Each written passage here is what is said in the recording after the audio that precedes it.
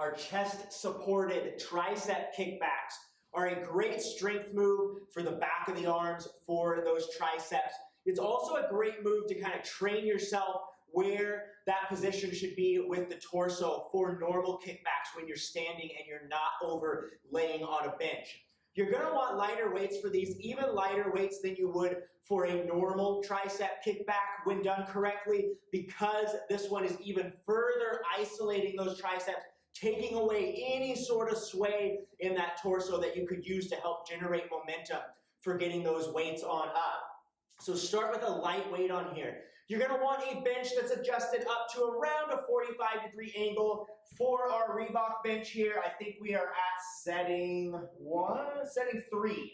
Setting 3 for our Reebok bench. So the furthest down it's going to go right before it goes flat.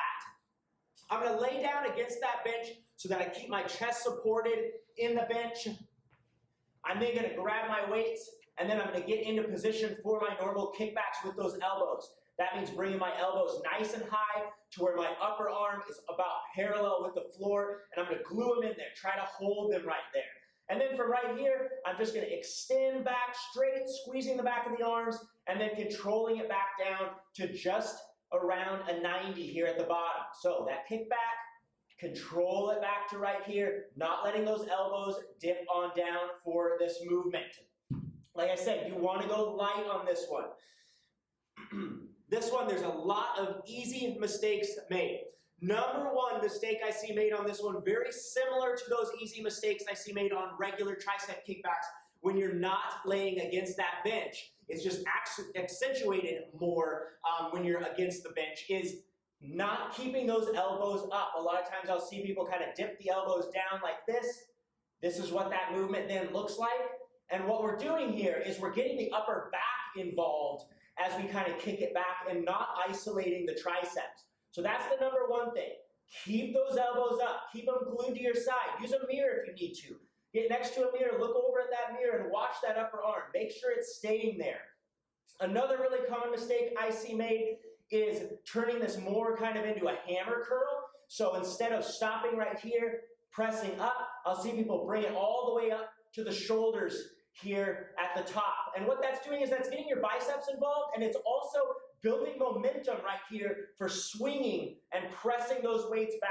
Again, what that's going to do is it's going to take that pressure away from the triceps. And what we're trying to do on a kickback here is isolate the triceps, work the back of the arms. So try to end right here to where you're at a dead hang, not to where the weights are up at the shoulders and you can kind of use this portion of that movement to get momentum. Start at a dead hang here to where the tricep is going to have to do all the work as you're pressing back. So those are the two biggest mistakes I see made. A lot of times on a standing tricep kickback, another big mistake is not getting the torso over far enough. However, with our chest supported move here, that's going to be eliminated. We're going to know that we are in a good position with the upper body, with that torso, and that's going to take that portion out of this exercise. All of these mistakes, though, can simply be traced back usually to grabbing too heavy of a weight. You might be really surprised at how light you're going to have to go on these exercises in order to be able to keep good form, in order to be able to keep those elbows up, in order to be able to avoid that swinging movement. Your triceps are a smaller muscle group, and when we really isolate them and don't let any other muscles help with that movement, you're going to have to go light. So start off very light with this one. Make sure you got everything down correctly. You're able to perform that entire movement correctly without swinging those weights, and then you can progress up a little bit from there.